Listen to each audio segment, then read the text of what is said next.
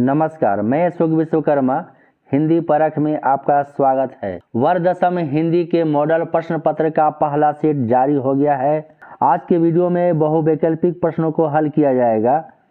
समय 1 घंटा 30 मिनट है और पूर्णांक है 40। प्रश्नों की कुल संख्या 40 है। सभी प्रश्न के लिए 1 अंक निर्धारित है। यदि आप चैनल पर पहली बार आए हैं तो हिंदी परख को जरूर सब्सक्राइब कर लें। आपका पहला प्रश्न है अपठित गद्यांश और इसके बाद काव्यांश है।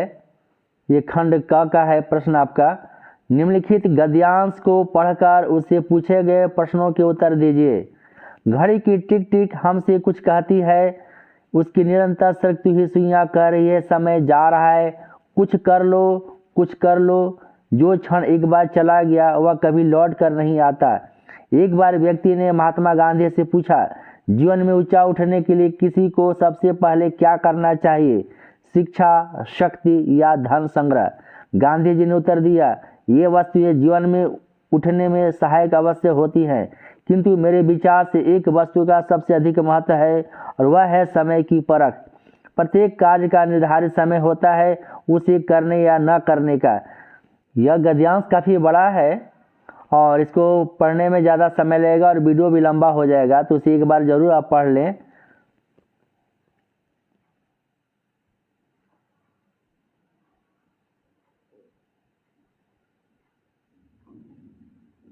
तो पहला प्रश्न है, घड़ी की निरंतर सरकती हुई सुइयां क्या कहती हैं? कुछ आराम कर लो, घूम लो, नाच लो, कुछ कर लो। तो सही उत्तर होगा कुछ कर लो। गांधी जी ने किस वस्तु का अधिक महत्व बताया है? शिक्षा का, शक्ति का, समय की परख का, धन संग्रह का। सही उत्तर होगा समय की परख का। जीवन की कुंजी क्या है? प्रतिकूल परिस्थितियों को बुरा भला कहना, असफलता को दुर्भाग्य समझना, समय को गलत समझना, समय का मूल्य समझकर काम करना। तो सही उत्तर होगा समय का मूल्य समझकर काम करना।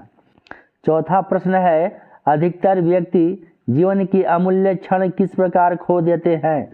उधेड़ बुन में, ऊंचा उठने में, दरवाजा खटखटाने में, इनमें से कोई नहीं। तो सही उत्तर होगा उधेड़ बुन में। इसके बाद काव्यांश है, निम्नलिखित काव्यांश को ध्यानपूर्वक पढ़कर उसे पूछे गए प्रश्नों का उत्तर दीजिए। कुछ भी बन बस कायर मत बन। यह कायर मत बन एक कविता है जिसके कवि हैं नरेंद्र शर्मा। नरेंद्र शर्मा।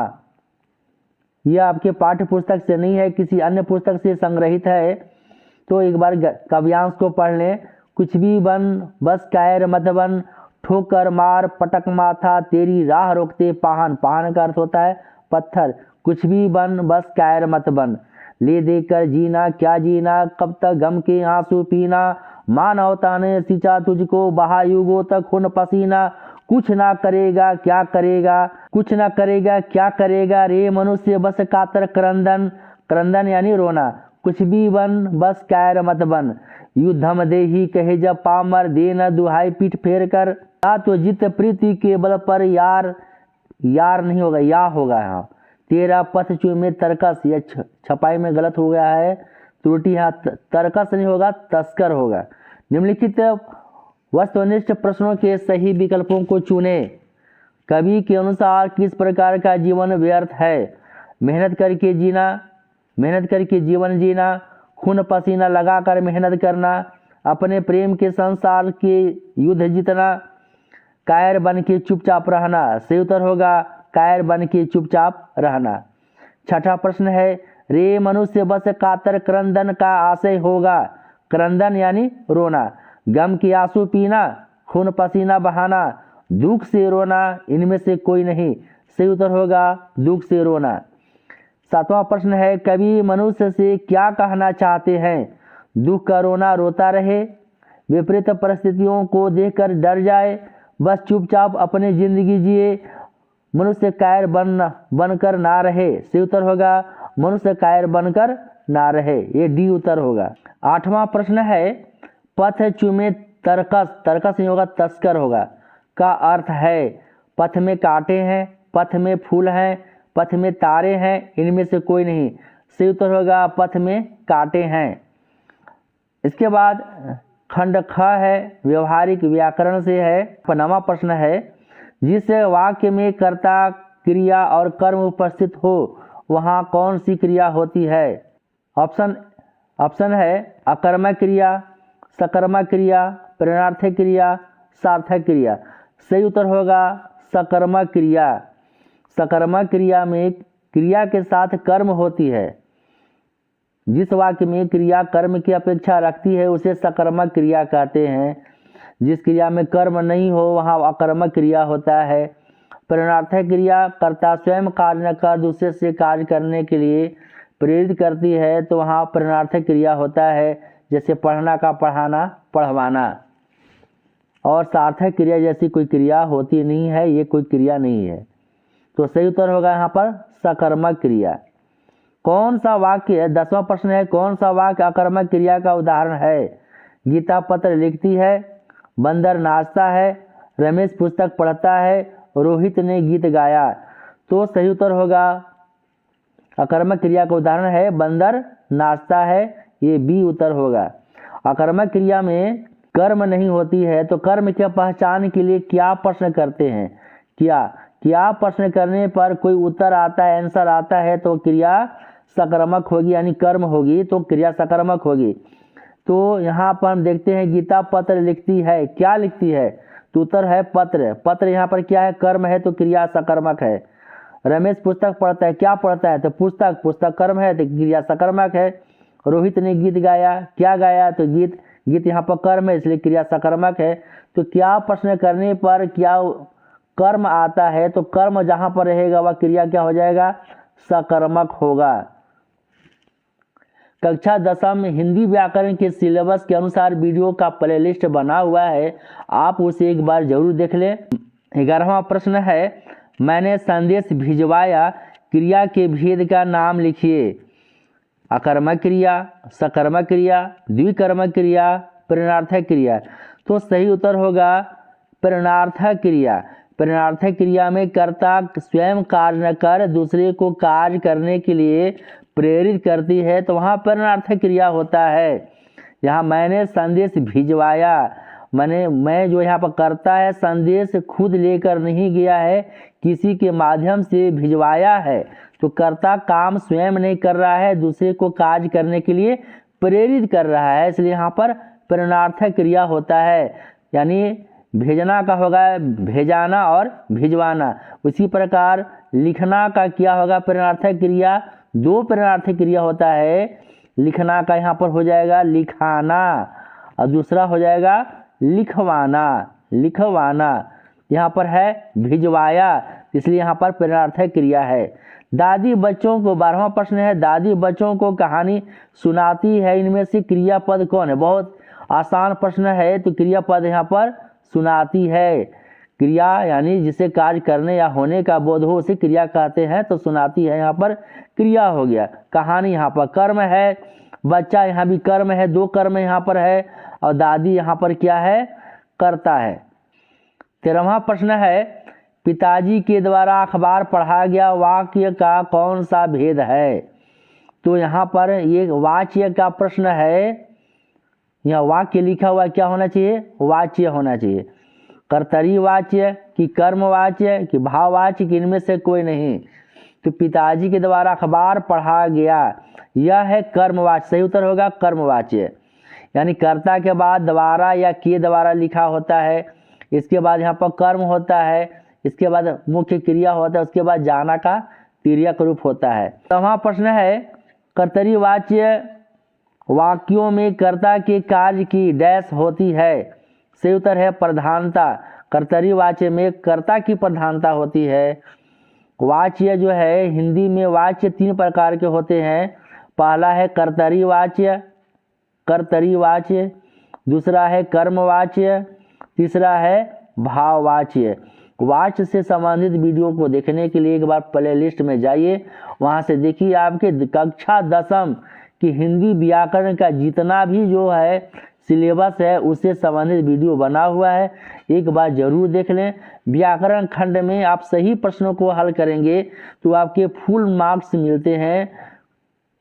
तो इसमें 100% आपका अंक निश्चित रूप से आएगा। 15वां प्रश्न है, गर्मियों में खूब आम खाया जाता है। कर्मवाच्य, भाववाच्य, कर्तरीवाच्य, इनमें से कोई नहीं। तो सही उत्तर होगा यहाँ पर कर्मवाच्य। हालांकि झारखंड शैक्षिक अनुसंधान एवं प्रशिक्षण परिषद के द्वारा जो मॉडल पेपर जारी किया गया है उसके आंसर शीट में भाववाच्य लिखा हुआ है।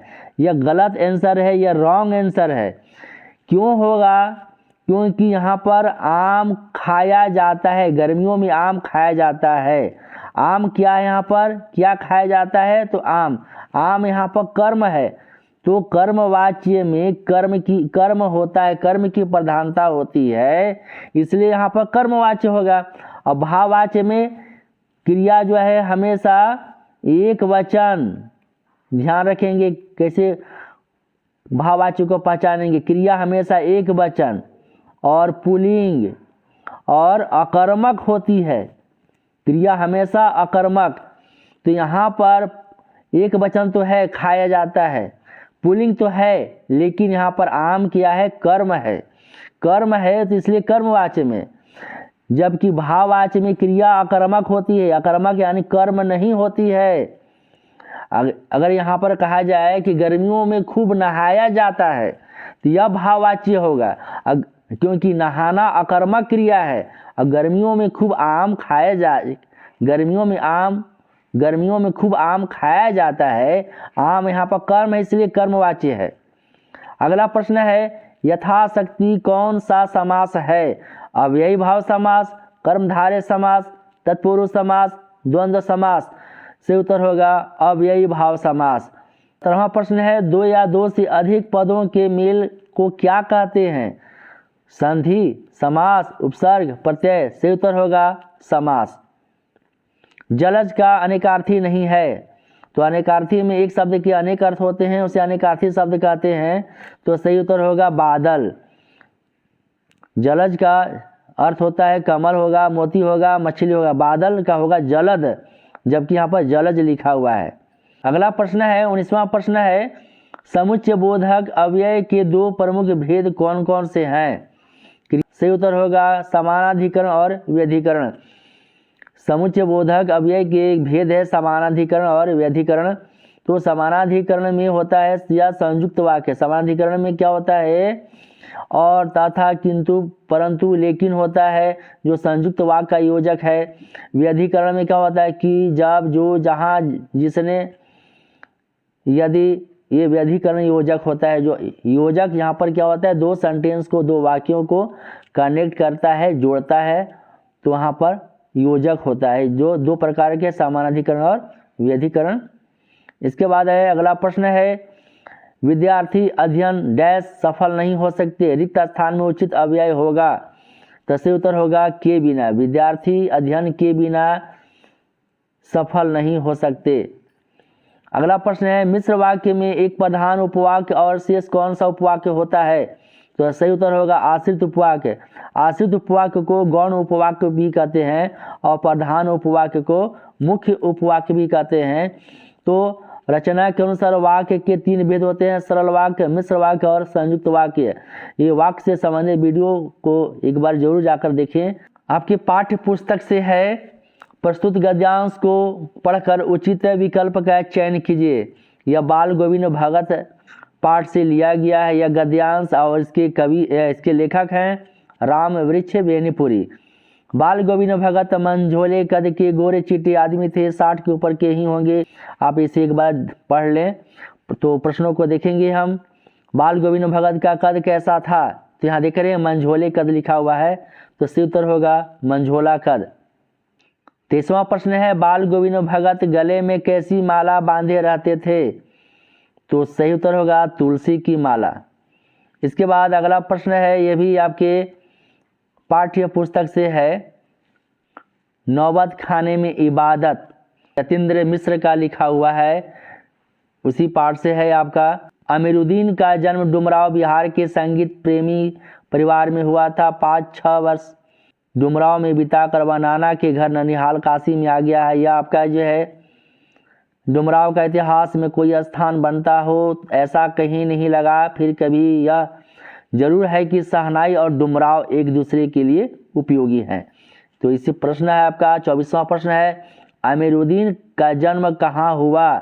तो अमीरुद्दीन का जन्म हुआ है डुमराव में। यहाँ लिखा हुआ है अमीरुद्दीन का जन्म डुमराव में। जो शहनाई वादक बिस्मिल्लाह खां के बचपन का नाम है अमीरुद्दीन।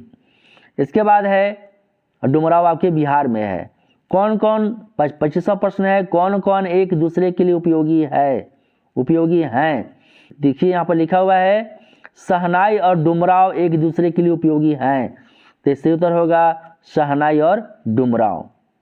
पठित काव्यांश है आपके पाठ्य पुस्तक से है, क्षितिज पुस्तक से है आपका।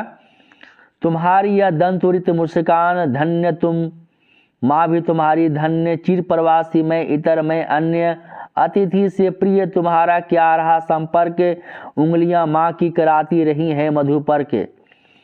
यह आपका प्रश्न है 26वां प्रश्न, प्रस्तुत काव्यांश के कवि कौन हैं? तो सही उत्तर होगा नागार्जुन। यह दंतुरित मुस्कान कविता से लिया गया है। 27वां प्रश्न है, दंतुरित का क्या अर्थ है? तो दंतुरित का अर्थ है नए नए दांत। 28वां प्रश्न है, बालकू बोली बधो नहीं तो ही, उपरोक्त काव्य की पंक्ति के रचयिता कवि का नाम है। उपरोक्त नहीं होता है, वर्तनी की दृष्टि से उपर्युक्त होता है। तो यहाँ पर कवि का नाम बताना है। तो कवि का नाम होगा तुलसीदास। या राम लक्ष्मण परशुराम संवाद कविता से लिया गया है। 29वां प्रश्न है, उपर्युक्त पंक्तियों में कौन सा अलंकार है? तो सही उत्तर होगा यहाँ पर अनुप्रास अलंकार। अनुप्रास अलंकार किसे कहते हैं? जहाँ वर्णों की आवृत्ति हो वहाँ अनुप्रास अलंकार होता है। यानी एक ही वर्ण एक ही अक्षर बार बार आए वहाँ अनुप्रास अलंकार होता है। तो बालकू बोली बधो में ब वर्ण की आवृत्ति है, ब अक्षर बार बार आ रहा है। ब से बालकू, ब से बोली, ब से बधो, इसलिए यहाँ पर कौन सा अलंकार होगा? अनुप्रास अलंकार होगा। अनुप्रास अलंकार का और उदाहरण लेते हैं, रघुपति राघव राजा राम, र वर्ण की आवृत्ति है। मधुर मधुर मुस्कान मनोहर मनुज विष का उजियाला, म वर्ण की आवृत्ति है। तो अलंकार से संबंधित भी वीडियो बना हुआ है, डिस्क्रिप्शन में लिंक दे दिया जाएगा, वहां से आप एक बार जरूर देख लें। अगला प्रश्न है, निम्नलिखित प्रश्नों के सही विकल्प का चयन करें। 30वां प्रश्न है, कृष्ण का संदेश सुनकर गोपियों की स्थिति कैसी हो गई? मिलन की आस जगी, विरह की आग जगी, खुशी की आस जगी, प्रेम की आस जगी। तो सही उत्तर होगा प्रेम की आस जगी। यह सूरदास द्वारा रचित पद से संग्रहित है, संकलित है। 31वां प्रश्न है, उत्साह कविता किन अर्थों का इशारा करती है?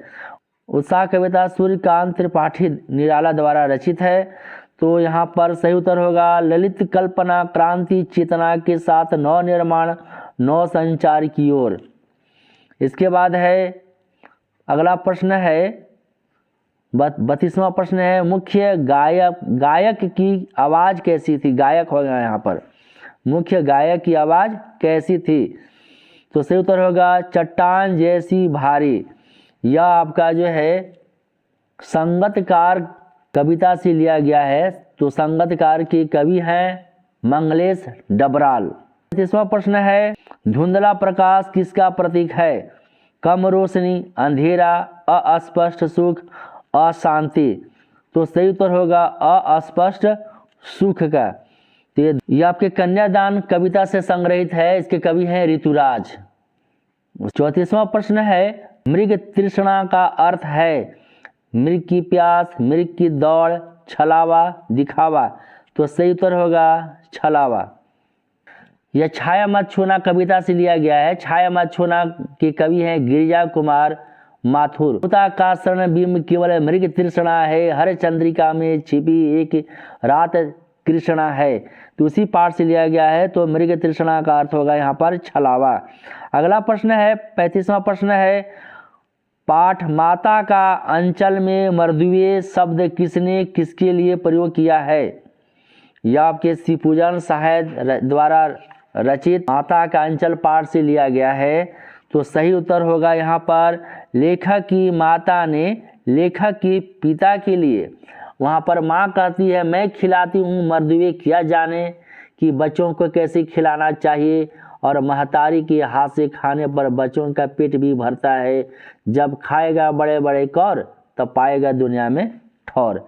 तो यहाँ से उत्तर होगा लेखक की माता ने लेखक के पिता के लिए मर्दवे शब्द का प्रयोग किया है। 36वां प्रश्न है मूर्तिकार ने अंत में मूर्ति की नाक के लिए क्या सुझाव दिया है?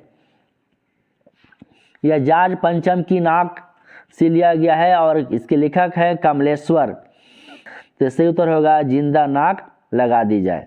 37वां प्रश्न है साना साना हाथ जोड़ी प्रार्थना लेखिका ने किस देश की युवती से सीखी थी? तो यह सही उत्तर होगा नेपाल की। साना साना हाथ जोड़ी गर्द हो प्रार्थना हमरो जीवन तिमरो कौशैली, यानी छोटे छोटे हाथ जोड़कर मैं प्रार्थना कर रही हूँ कि मेरी सारा जीवन अच्छाइयों के प्रति समर्पित हो जाए, यही इसका अर्थ होगा। इसके मधु कांकरिया द्वारा लिखा गया है यह साना साना हाथ जोड़ी, नेपाल की युवतियों द्वारा सीखी गई है। कैप्टन कौन था? यह आपके नेताजी का चश्मा स्वयं प्रकाश द्वारा लिखी गई कहानी है। तो कैप्टन कौन था? यहाँ पर चश्मा बेचने वाला। 39वां प्रश्न है लेखक ने खीरा खाने से क्यों इनकार कर दिया था? तो सही उत्तर होगा यहाँ पर आत्मसम्मान की रक्षा के लिए। इसके बाद अगला प्रश्न है अंतिम प्रश्न है फादर कामिल बुल के हिंदी को किस रूप में देखना चाहते थे? तो सही उत्तर होगा राष्ट्रभाषा के रूप में। तो फादर कामिल बुल के यह बेल्जियम के रेम्स चैपल शहर के रहने वाले थे और भारत में आकर इन्होंने हिंदी के लिए काफ़ी कुछ अच्छा काम किया और हिंदी को राष्ट्रभाषा के रूप में देखना चाहते थे। आपके पाठ्य पुस्तक क्षितिज से MCQ का प्रश्न बना हुआ है, तो उसे एक बार ज़रूर जाकर देख लें। तो वीडियो कैसा लगा आप हमें कमेंट कर बताएं। हिंदी परख को सब्सक्राइब कर लें, वीडियो को लाइक और अपने दोस्तों के बीच ज़रूर शेयर करें। इसी उम्मीद के साथ, इसी अपेक्षा के साथ नमस्कार, मिलेंगे अगले वीडियो में।